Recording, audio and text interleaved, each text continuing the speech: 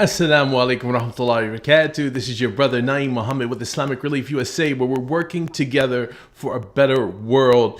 Good morning, good Wednesday to you. I hope that you are enjoying yourself wherever you are around the world. Thank you for checking in. This is, in Ramadan, we do it a little more special because we have 2 days a week that we do this. On Mondays, we try to take you to Islamic Relief's work around the United States, what we're doing at home, how we're helping your neighbors in need right here. And on Wednesdays, we look at the countries around the world that Islamic Relief, with your support, is making a difference. And as we always say, together, we are one. You are just as much as a part of this work if you're a supporter, if you're a volunteer, if you're a donor, or if you're just a well-wisher who's praying that we can be successful in supporting some of the world's most poorest people. We are one in this work. But before we go into the work this week, I just want to remind you guys, every Sunday in Ramadan we have a major program. There's a big focus. 6 p.m. this weekend is a little bit different. The first weekend we had Grand Iftar. Second week we had our people, our Pakistan, focus on our Pakistan project. And this week, Hatta Yuhibbu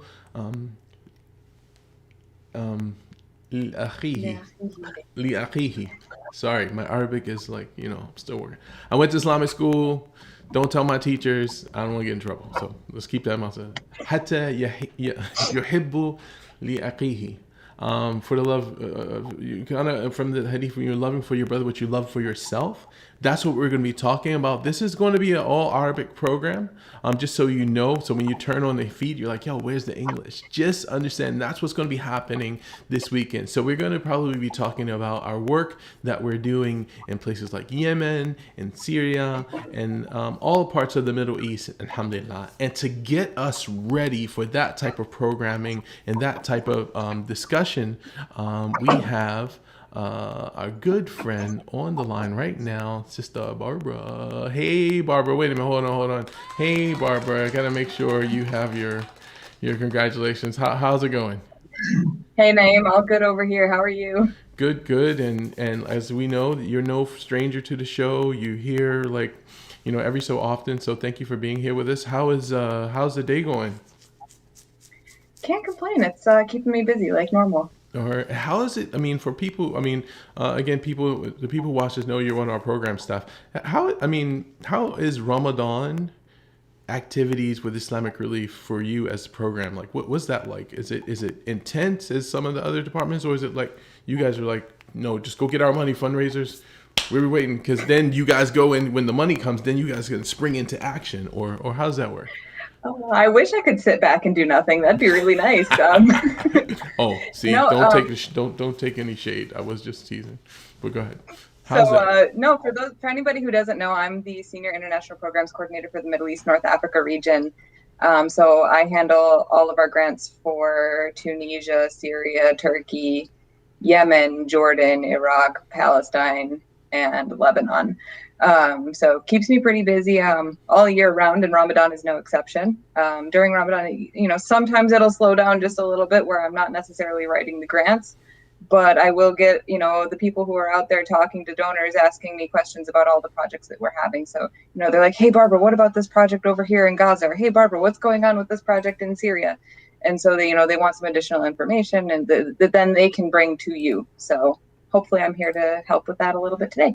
Awesome, and we're so excited. So, can you give us like a little bit of a understanding of what our portfolio for Islamic Relief looks like for the Middle East? So, yeah.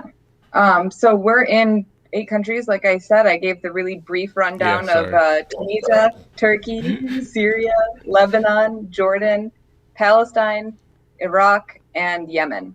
And so we have projects running in all of those countries through Islamic Relief Worldwide, who is our main partner, and then some other partners as well. The type of programming that we do varies from, Ramadan food assistance in the form of either, food baskets or cash transfers that they're allowed to use at certain grocery stores. They get a voucher that they're allowed to spend to get food. All the way to rehabilitating water wells, to teaching people about hygiene and hygiene promotion and how to keep their children from getting parasites, to training women and youth to how to run a business, how to grow a business, giving them the inputs that they need to do that, to providing primary health care, covering surgeries and dialysis. It really depends on the need of the country that we're operating in and what the needs are on the ground. So we do a really wide range of programming. Really quite extensive. And today, because I'm going to jump to that video today. Today, we're going to be focusing on, as one of the helps for us is to get ready for it. Like we talked about the program that we had this weekend, which you could probably pronounce even better than me because I know you're pretty good with the Arabic. We wanted to talk a little bit about our projects in Syria. So I want to play that quick Syria video, and then we actually have a guest from the field that's like something that we don't usually have on the show. So Barbara, and Barbara's been hooking us up, guys, because like a week or so ago, she had us talk with the Yemen team. I mean, no, excuse me, not the Yemen team, the Jordan team. She's like, what? I did? No, with the Jordan team. So we were able to see them do some of their Ramadan food box distributions, and now she's just like, look, I'm going to be on the show. I need to bring someone with me on the show. So we're going to have a staff member from the field who's based in Turkey working with refugees there. But before that, let's take a look at what has 10 years looked like for Islamic Relief Intervention for the people of Syria. This year marks an anniversary we never wanted to see. 10 years of ongoing crisis in Syria. Hundreds of thousands have been killed, and half the country's population has been displaced. 6 million people have left the country and are living as refugees in neighboring countries. Children are in danger of becoming a lost generation with long-term psychological effects. 10 years is too long. We cannot make it stop, but we can advocate, we can pray, and we can support. Through your donations, Islamic Relief has been there for the people of Syria for the past decade. Since the conflict began, we've touched the lives of 3 million Syrians, helping across sectors including food support, medical aid, water and sanitation, education, Qurbani and Ramadan food aid, winter aid, and so much more. Right now, we're working inside Syria to improve the quality of education in 60 schools in Idlib. This includes providing stipends for teachers, improving school facility, renovating furniture, and updating equipment. We're also working to distribute emergency medical aid as well as necessary non-food items to families in vulnerable conditions. Some of this includes essential medicine for 20 health centers, medicine for kidney patients, formula for babies, and coal and winter supplies for families. As this emergency continues, it only gets harder for people to go on. Your aid can mean the world for our Syrian brothers and sisters. Thank you for continuing to stand with the people of Syria, because 10 years is too long. Donate today. All right. So that is these are the projects that you guys have been supporting for over 10 years now. And alhamdulillah, the people who have been suffering from these calamities know you through this great work. So thank you for continuing to come back year on year. I mean, it's difficult to see people going through this tragedy for so long, but we're hopefully that with the heart, as we're told in Islam, with hardship there comes an ease, and we pray that some of that ease is the great relief work that you guys have been sending over time. So I want to bring our guests. So we talked about a minute ago, we have our guests from the field. So without further ado, I'd like to bring our guests on. Please welcome Brother Arturo. Assalamu alaikum, Brother Arturo. Alaikum salam. Nice to meet you. Arturo from Turkey. I'm the Turkey program coordinator. I'm a new staff for Islamic Relief only for 3 months. And I'm trying to follow 7 different projects in Turkey, and we will most probably talk about one of them in the following minutes. Awesome. Thank you for being with us, and thank you for joining. It's always something special to be able to have people who are from the field who are doing the great work to give us a different perspective or even closer perspective of what our donors are trying to make a difference in the lives of the people we serve.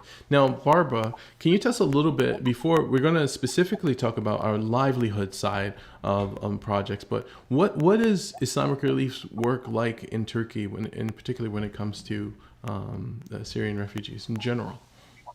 Yeah, so in the past couple of years, we've been doing a lot of quite a bit of work in Turkey. Some of it is emergency response. There's been a couple earthquakes in the past year or so in Turkey that we've responded to in coordination with local partners and local Turkish NGOs, as well as the project that we're actually going to talk about now with Ertuğrul is the first one of the first major livelihoods projects that we funded in Turkey. So it's kind of a really cool flagship project for us in Turkey. And then in addition to that, we've done our normal Ramadan, Qurbani, and winterization distributions year on year. And we're also working to support women-headed households and orphan households through providing shelter assistance, as well as vouchers for food and hygiene items, school support, as well as some livelihoods training as well. So we have a project in Gaziantep for that, and then we're also working on a project in Istanbul as well, working on livelihoods and some healthcare as well. Awesome. And Ertuğrul, where are you based in Turkey? In Turkey, there are 3 offices of Islamic Relief. One of them is in Istanbul. The center is in Istanbul. And another office is in Gaziantep. And we have a third office in Yaylada, in the project area of this livelihood project. Awesome. Go ahead. It is the last city before Syria, Yaylada. Excellent. Yeah. After the mountains, you are going to Syria. Oh, okay. And what office are you connected with? Are you in one of those cities? Yes, I am working in the Istanbul office. Excellent. Thank you so much. So let's go ahead and get into that presentation that you guys have for us. And I'm really looking forward to see more about the projects that we hear. So let's go ahead and do that, inshallah. Here we go. Yeah, so this project that we're going to highlight this year, like I said, is one of the first big projects that's a little bit more long-term focused that Islamic Relief USA has funded. It's called the Support to Agriculture-Based Livelihoods in Turkey. And what this project, broad strokes, is doing is supporting Syrian refugees to learn how to make their own money and support their families. So we can go to the next slide, Naeem. How are we doing this? We're doing this through a variety of agriculture activities. One of those is tomato farming. The second is strawberry farming. The third is beekeeping. And those were actually the original plan for the project. But once the project team started talking to the 450 households that this project is supporting, some of the farmers identified other vegetables that they would be able to bring to scale and grow and sell and make a living from. So there are 18 individuals who are also doing other vegetables. And Ertuğrul, if you wanted to add anything, please jump right in. The beneficiaries are deciding on the type of the fruit that they want to grow here. Most of the beneficiaries started with tomato, and then some of them continued with other vegetables, as you said. And experienced beneficiaries on especially beekeeping are working on this area. Especially this beekeeping requires so much experience before. It is not learned by training in a short time. Excellent. So that's great to know that, like, that you can adjust that way, that as you're seeing what's working for families and maybe what they were doing back home in Syria, to kind of connect them with something that makes sense for them. So it's great that you can adjust the program to meet people's needs that way. So it's really Yani good. there are three engineers working in Yaylada, and they all of them knows Arabic, and they are discussing these issues with each of the beneficiaries from the beginning of the project. Excellent, excellent. All right, let's keep Yeah. moving.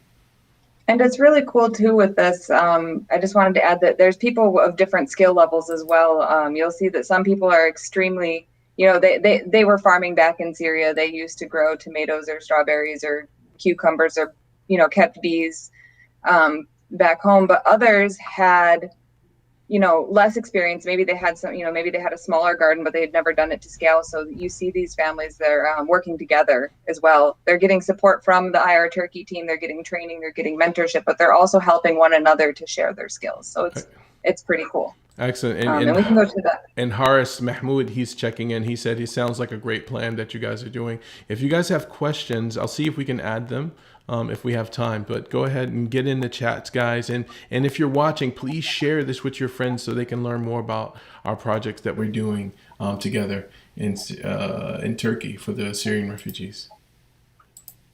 All right. So this is the project location. This is in Yayladağ.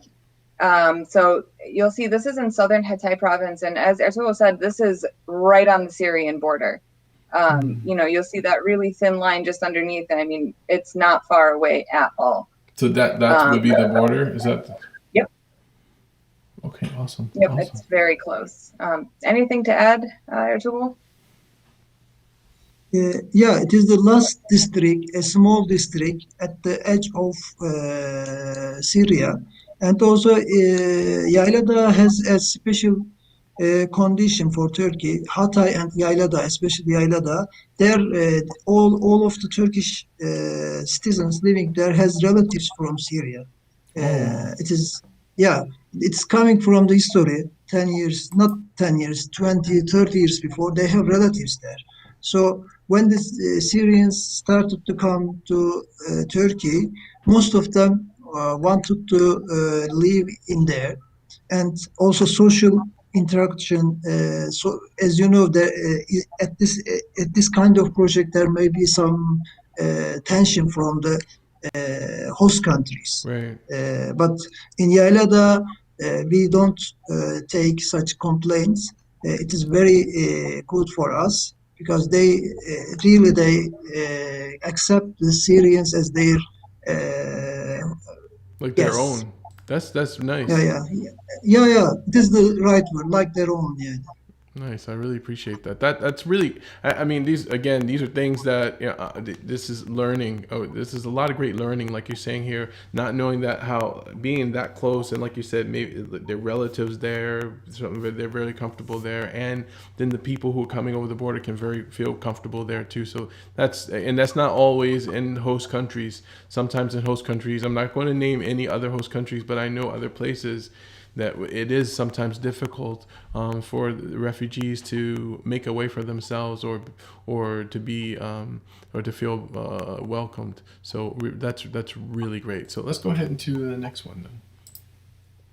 Yeah, so we talked a little bit, top level about what we're doing for these families, and now we want to kind of go into a little bit more of the details.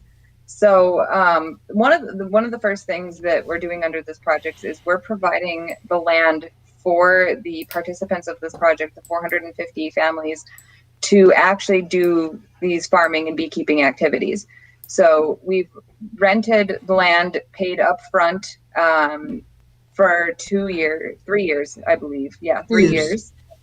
And what we were able to do, because we were able to pay that rent up front, we were able to save 20% on that rent, which was a good chunk of money that then can be put into other components of the project if there were any savings from our budget lines.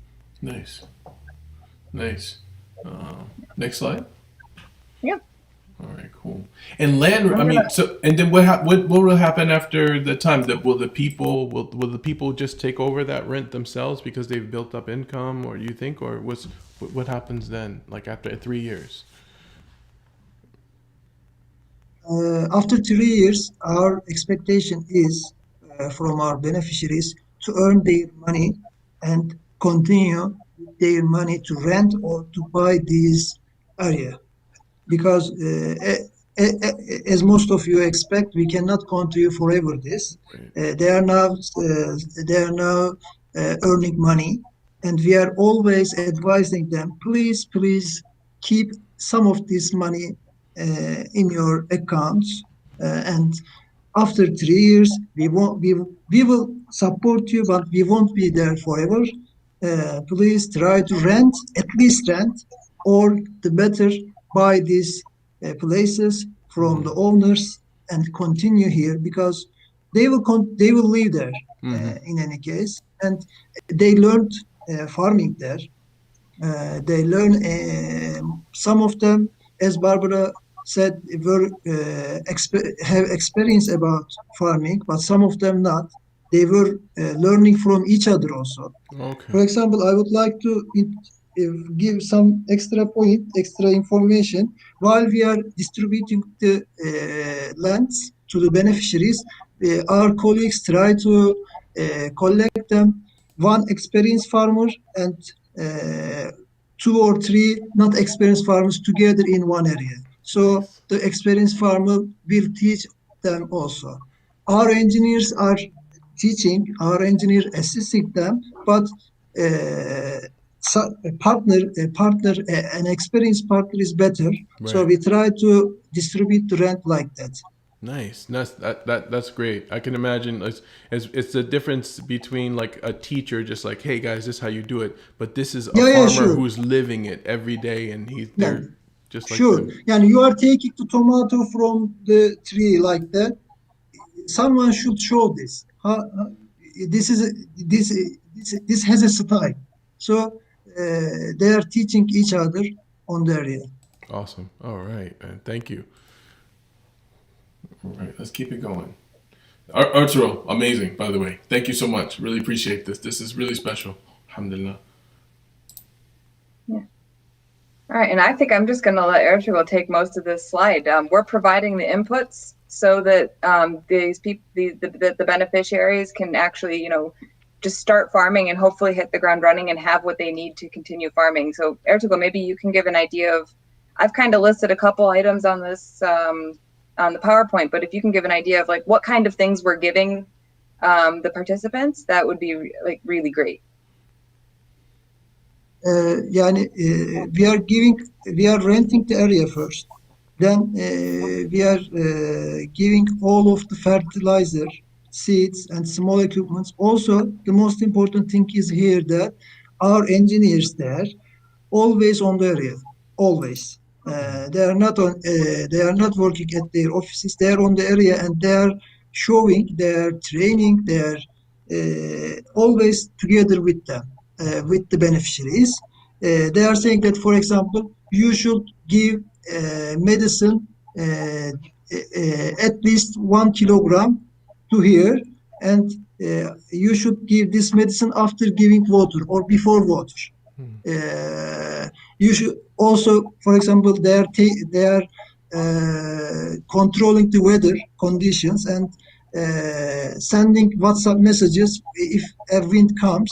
They are saying that please close windows of the greenhouses because if the greenhouses windows are not closed, they can be collapsed. They can take damage. So they are informing this also to beneficiaries. Nice. They are sending WhatsApp messages from the evenings. Please go to the area and close the windows and doors. Then 2 days later, please open because it shouldn't be open always. It Yeah. shouldn't be closed always. Excellent. I see that it's kind of small, but you can see the little grow tunnels there. That's really amazing. That probably extends the. That was the one thing I will say. Like even for myself, like going to Turkey. Like I said 2 years ago, I had no idea how fertile and how just lush of a country. Like everywhere we went, it was like farmlands and orchards, and it. I mean, amazing. So I mean, so definitely it's something that the land is rich for, and it's so great that we can make this available to these new families to the country to be able to take part in and have great resources. And so, all right, let's keep moving. Yeah, so then after providing all the inputs and concurrent with it, like we've been mentioning, we have engineers on site who are providing support and training and mentorship to the families who are doing both the beekeeping and the vegetable and fruit farming. So if you can talk to that at all, that would be fantastic. This guy is our Gaziantep office manager, Yusuf Bey. He's also an experienced beekeeper from Syria background. The guy with eyeglasses. He's talking here with the beneficiary about the quality of his honey bees. We have given 30 full bees and 25 empty bees to the beneficiaries for the beekeepers, and they are trying to increase the number of their bees and try to fill these empty boxes. Nice. Also at this side, they are also working together because to be able to take more honey from the bees, you should travel different areas, different cities, not to stay in Yaylada. You should visit different cities with good weather, and they are trying to do that together with other beneficiaries. They are discussing with each other. For example, some of them has a truck, and he takes his colleagues with him, and they are going there and they are sharing their costs. There are some interactions like that, especially in the beekeeping. Nice.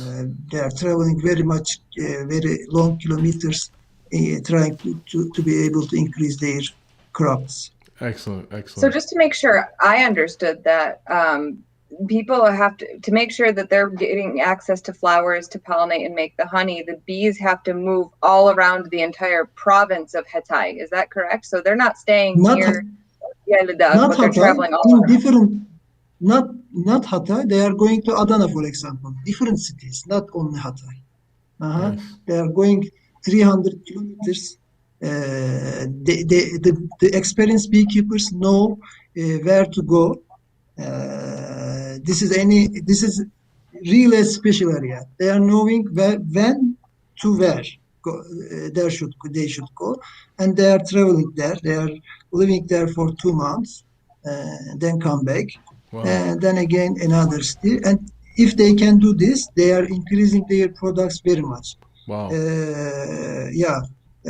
We have worked with the amounts of the products of the beneficiaries. It is changing very much for each beneficiary.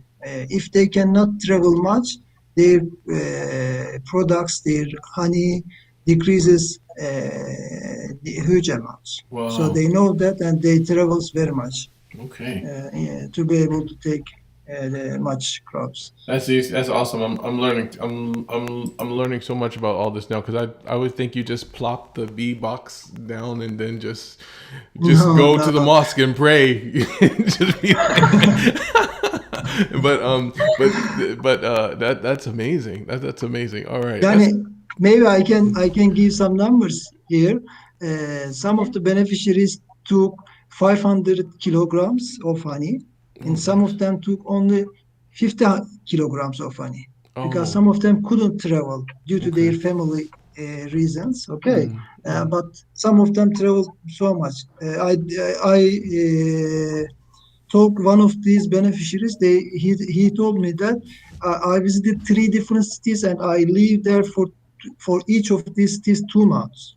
Wow. Yeah, it means that half of the year he is not in Yaylada. Wow. It's very difficult also.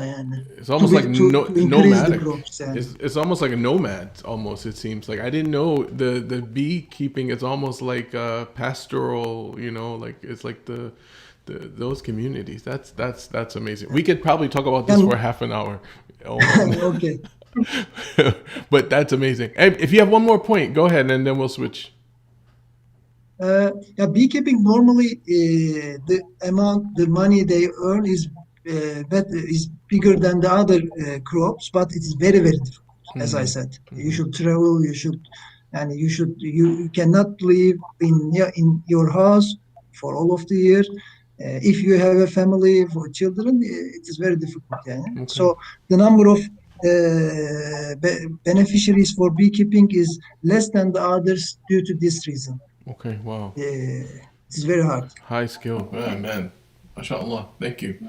All right. And Go. Oh, and go ahead. Wait, what was and? I missed something. Hold on. I missed something. I was going to say, before I talk about this next slide, I also wanted to touch briefly on the fact that, after, they produce the honey and that they grow the crops and have these available, something else that IR Turkey is working with the participants on is helping them get to markets and helping them actually sell their crops where they need it. Based on the most recent report I got, and I know Ertuğrul can tell a lot more than I can, but based on the recent report I got, there were a bunch of people who actually didn't even need help selling what they grew and what they produced because they already had experience and they already knew people in the area who they could help them sell it and who would buy it. But for those who needed it, IR Turkey was able to provide support to sell it as well. Excellent. All right. Yeah, sure. If you are producing and cannot sell, it doesn't mean anything. Our engineers know this very well, and they are trying to connect the beneficiaries with the market, and they are very successful for this issue. All right, excellent. All right, let's keep it moving. This is really informative today. I'm really enjoying today. I don't know if you guys, I'm having a good time. Okay. What's happening with Abu Adnan? Great. So Abu Adnan is originally from Banias in Latakia, Syria. And he ended up having to flee to Turkey because of the conflict. And he is working in the greenhouses with growing tomatoes. And he's one of these people who already knew what he was doing. He worked as a farmer before in Syria.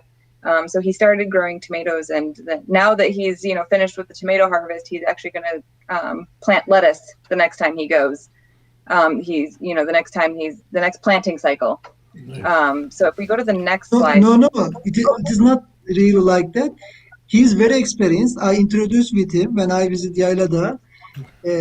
After planting tomato, you have only 2 months for the next next period. So he's using this period to grow lettuce.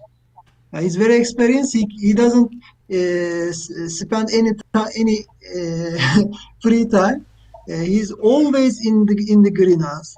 Our engineer says that whenever we visit there, he's there. Also, Nice. he told me that I live here. I like very much, and he thanks to all of the donors.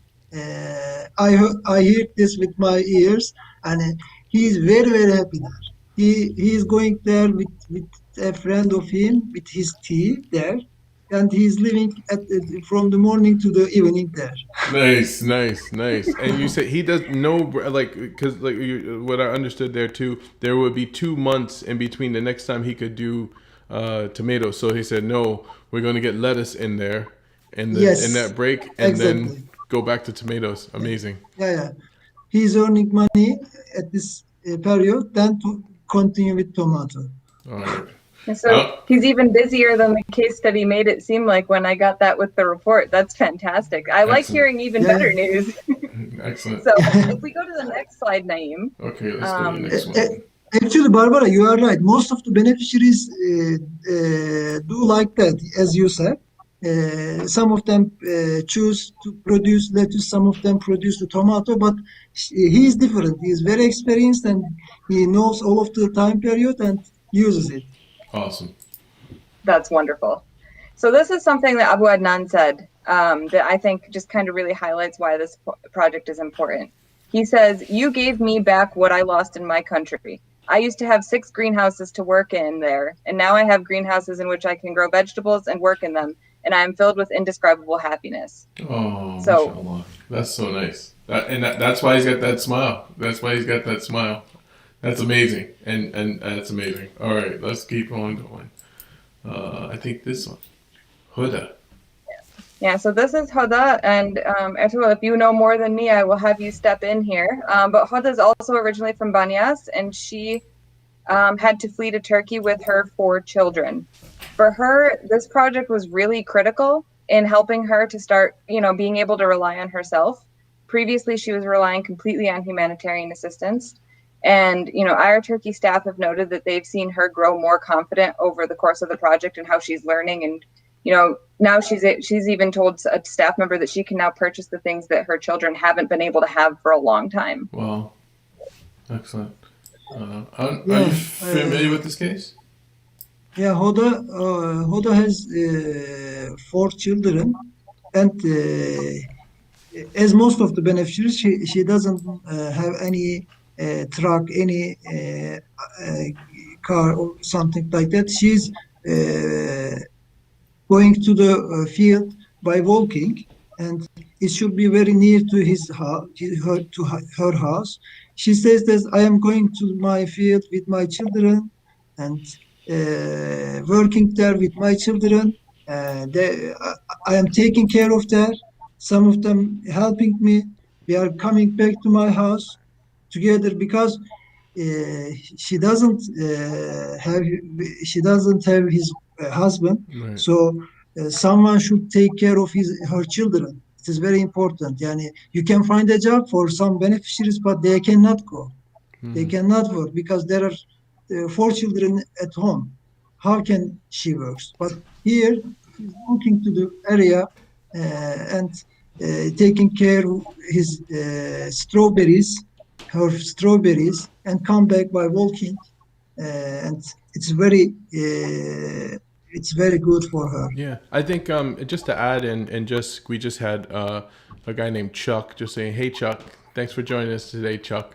We're learning about what's happening with Syrian refugees in Turkey and how they're making a life for themselves in the country, earning a living." So one of the interesting things that you just said here was like, I guess, and I worked in I'll tell you, for another charity I worked for Albania, and we had a similar type of issue where this is a household that's mostly widows or that we were working with. So what jobs are we going to get for widows who have all these children by themselves and stuff like that, and being able to find like this kind of almost like it can be a family activity, like you said. Well, let's all go to field together as a family, and let's all work it as a family, inshallah.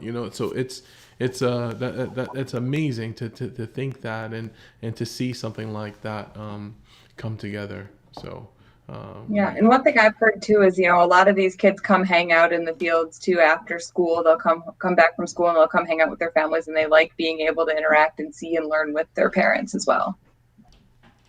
Excellent. All right, let's keep it moving. All right, next one. I think you have a testimony from Huda. Yep. And so this is a testimonial from Huda. She says, "This year, alhamdulillah, the situation has changed with what Islamic Relief has provided us. They've given us an opportunity with this agricultural project. I work in the greenhouse that Islamic Relief delivered to me, and they trained me in agriculture techniques. I help my friends in the project and teach them what I know." So this really shows, like we're giving people these opportunities for them to then build themselves up and give them the chance to, have an income and support one another. And, it's also kind of it's a good psychosocial support project as well, because you're not only are you giving these people a chance to get money, you're helping build confidence. You're helping them feel secure in their own self. And it's not something that's usually talked about in livelihoods projects, but it's something that's really important because, money, yes, is very important because you need it to live, but you also need to have the confidence in what you're doing and that you can support your own family. So it's a really great thing that, we're not focusing specifically on psychosocial support. We're not focusing on that component, but it is something that does benefit from this. Yes. Yeah, I'll add in, by the way, Barb, you got a friend who jumped on and said, Faiza Arshad said, "Hi, Barb." Just checking in. It's good. Tell friends. Arturo, you got to tell your friends next time when you're on the show, tell them, come on, get on. You gotta give me a shout out or something. Yeah, shout out to my sister-in-law. I forget it. Yeah. No, no problem, no problem. But one thing you said, because I do remember, I was a part of another project that was kind of like a skills based income generation, and it did like you're saying, like the women talked about one. They had a sense of community, and Arturo talked about that earlier because you're pairing people together, experienced farmers with other farmers, and they feel like, hey, we're together in this. And then on top of that, you're giving them confidence now because maybe they didn't have a skill before that they could say, I am a farmer, or I am a seamstress, or I am a business owner. Now you're giving them that with a project like this. So I it's there are so many. Only like you said, when we talk about these programs, most of the time you're like, how many people benefited? How many have farms now? How much crop did they get? But there's no real measurement on the self-esteem boost that this brings, like the how people feel now about them. Now they have a positive outlook on life now, alhamdulillah, afterwards. So I think that's a great point too.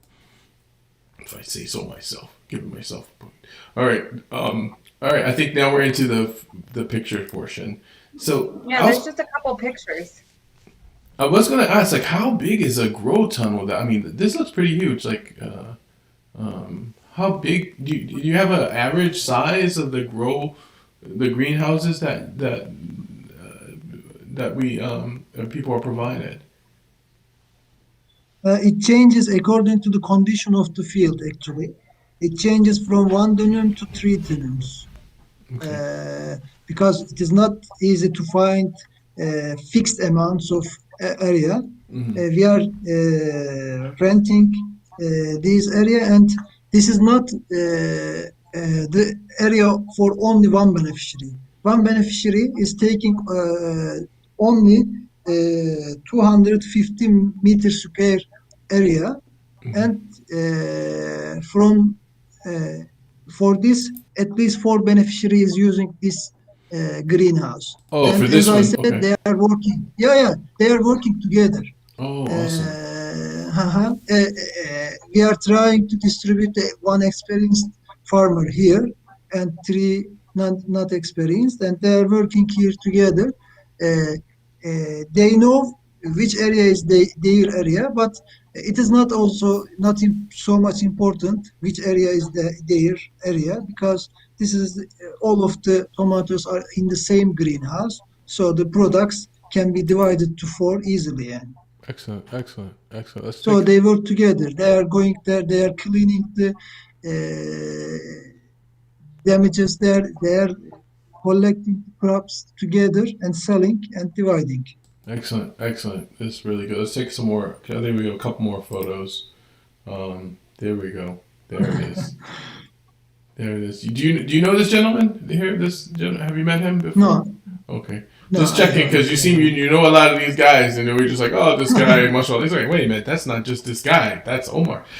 So okay, let's go. Here's a nice, great photo here too. I guess that's with the vest. These are the Islamic Relief staff there, or engineers, and then the beneficiary. Yes, yani it is not so clear, but the guy behind most probably our engineer. Okay. All right. Cool. Excellent. It's really good photos. I really, really liking this. Oh man, you got all types of people checking in. By the way, Barb, I'm just going to cover you up there, but you got. Hi, Barb. We're watching with staff. Hey. That's my mother-in-law. Nice. Nice. Okay, you're going to do a good job. All right. More close-ups on Barb, okay? We'll make sure we get No pressure. more close-ups on you. Don't worry, we got you. All right. All right, let's keep going, guys. We're almost done here. Really great photos. I mean, when I see this, you're seeing progress. You're seeing a future, inshallah, for people. What is this, like a strawberries maybe? Or do you know what crops this would be? It's probably too small to tell. I think it These is are strawberry. strawberry fields. These are strawberries. Nice. Because I think you have the next one here, the close-up. Yeah. So, all right, awesome. I guess they had the protective film there in those high mountains. These are the first crops here. Oh, nice. At the summer All right. 2000. And here's one of the tomato farmers too. It looks like they're using drip irrigation here too with the Yes, yes. That's nice. All of these are equipped by Islamic Relief. Nice. That's it's high tech stuff. High tech stuff you guys are doing here. Alhamdulillah. All right. And that drip irrigation, Naeem, it helps to make sure that the plants get the right amount of water, but Right. we're not wasting water as well, because water scarcity is a big issue in the entire Middle East region. And Turkey's no exception. You want to make sure that the water is used, efficiently and properly. So, we need to give a lot of water, but we need to give it directly to the plants without Right. waste. That's that little pipe there. If you guys can see the mouse there, just so for the lay people tuning in at home, Barb's friends and others. What's up, guys? So all right, here we have. I guess it's another farmer here. I wonder what kind of plant that is he's doing there. Looks like he's got cucumbers going. Oh, okay, yeah. Yes, yes. Yeah, it does. I can see them there. Yep, cucumbers. All right. Oh, here we go. The beekeepers. Yes. And so you'll see these are the beehives, and they have all these different slats in them, and that's where the honeycomb is built by the bees. And so those the farmer can pull out. There was this in the earlier slideshow. You had the engineer and the one project participant holding up like those rectangles with the honeycomb. That's what's inside each one of these boxes. Nice. And there you go. Here goes our guys again. Examining the bees and examining the honeycomb. And you see, I want to show also this guy is different. Look, this guy, he has everything, and he's got everything.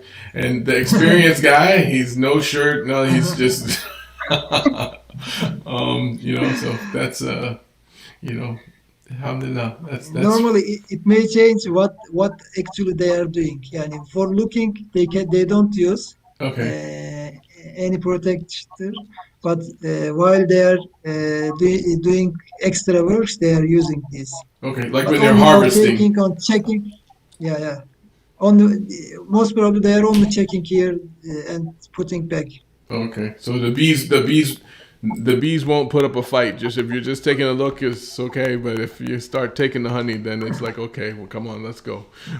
All right, guys. I really enjoyed this more than you have any idea, because especially Livelihood, definitely anytime we do projects that people, any of the projects, whether it be feeding projects, education projects, but especially the Livelihood projects, we say that we're taking people from being zakat receivers to eventually someone who maybe have to pay zakat because they become more self-sufficient, inshallah. So really appreciate this really in-depth look at this project. Brother Ortego, thank you for joining us today. Do you have any final words? I don't know if you have any final words you want to tell our volunteers, other people who are watching, before we say goodbye. Do you have any final words? Yeah, I can say that especially for the livelihood projects, before coming to livelihood projects, we are giving some food cards, clothes vouchers. They are happy with these cards. But especially with livelihood projects, as you said, it is not only happiness. It is something more. It is very, very much. So while dealing with livelihood projects, as a program coordinator, I am more than happy. While I was checking my daily works, I'm intentionally, unintentionally going to the livelihood projects because I know that it means very much. And for our donors, they should know that, especially for Turkey, especially Syrians, only $100 means very, very much thing for here. Wow. Very, very, very much. Excellent. Yeah, very, very much. Yeah, today, for example. Go ahead. Today, for example, I distributed Ramadan cards. It was only 320 Turkish liras. It means for $40. But you should see the happenings on the faces of the beneficiaries. So as I said, it is $40.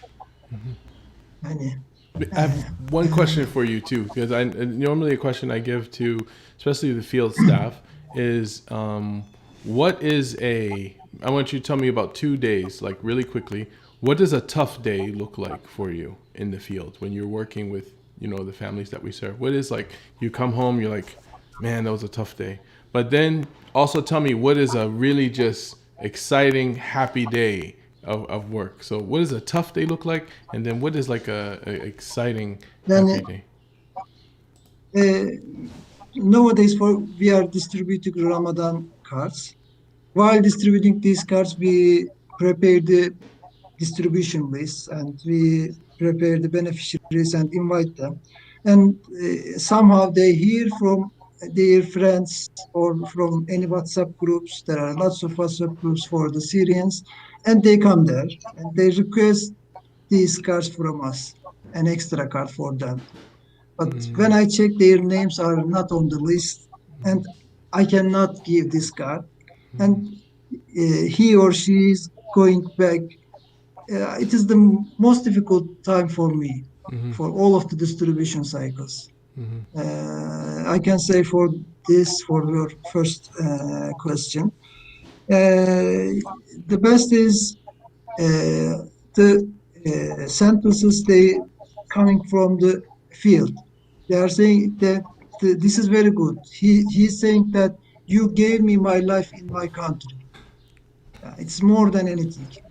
Excellent. He's doing his job here. It is also important. Yani, he's not doing something here that he doesn't know. He's experienced and he knows a lot, and he doesn't waste these experience. He's Right. using it, and also he's very happy. You see it you see it in his eyes. Yeah. In the photo, maybe you see Yeah. it. Yani, it's very good Yeah, there he for is. me, for all of you. Yeah, you see here. Yeah. Yani, this photo means very much to me. Excellent.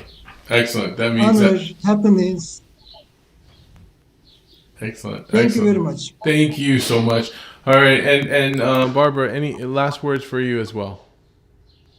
I mean, I don't think I can add on to that other than, the work that we do is really important. And I've got to admit, the livelihoods projects that we fund and that we work on and that I get to see reporting on are probably my favorite, exactly because of that, because we're able to help people get on their feet and provide for their families and bring them back to, a sense of self-confidence that, that is really hard to have if you're relying completely on food cards and food rations and humanitarian assistance. So, livelihoods projects, you don't necessarily see the tangible results of like a water well. You don't, it's not always a physical thing, but when you're supporting a livelihoods project as a donor, you're giving someone the confidence to, be able to build their life back, and you're giving them the tools to be able to build their life back. And that is something that's just absolutely immeasurable, and it's fantastic. And you can't you can't really measure it. So I think that's what I'd like to leave with is Awesome. livelihoods programs are incredibly important. All right, and even in the Muslim faith tradition, I mean, this is like a sadaqah jariyah, like that kind of continuous, because you've taught someone a skill that they're going to continue to use over time. Maybe they're going to teach their children that skill. Guess what? You're taking also benefit from that because they were able to pass on that knowledge, and it keeps on keeping on. So, thank you guys both. Thank you guys both again for being here with me. I had a really great time for you guys. Really, Jazakallah khairan. Ertugrul, I don't know what Thank time. you very much. Thank you. I don't know how. It is time for iftar here. Oh, okay. Yeah. You gotta go. Yeah, You gotta yeah. go. Bye. All right. Take care, guys. Inshallah, we see you Yeah, next time. You are accurate. All right. Take care, guys. Thank you for joining us. Take care. Assalamu alaikum. Goodbye. Okay. All right, everyone. That was a really, really amazing show for me today. I really had a great time. I enjoyed and learned so much. Haris is like 100 Hundo P, as we say in my house. So Harsh is throwing 100. You got 2 thumbs up for Faiza as well, giving shout outs. And even also Mara is saying it was a nice presentation, well done. Shana Arshad saying that. I don't know about you. I took away so much today. We got to see these families and what the work is meant to them. We got to see that what your efforts are doing, because again, we said we are one, the volunteers, the donors, the supporters, the people who are praying that we're successful in this work. We're in this together. Don't think this is about these guys in blue shirts. It is about our partnership together. We're doing this, alhamdulillah. Again, this weekend, as I said, Hatta Yuhibbu li Akhihi. That program is happening this Sunday, 6 p.m. Please join us to be there, inshallah. Thank you again, everyone, for tuning in, checking in. We have a lot more programming that's happening the rest of the day and the rest of the month of Ramadan. We're past the 15th day. We're on the 16th day. Coming home for the home stretch of the last 10 days, inshallah. Please make the most of it. Donate what you can. Support us if you can. And we'll see you the next time we're on the show. Take care, guys. Assalamu alaikum. And keep the faith.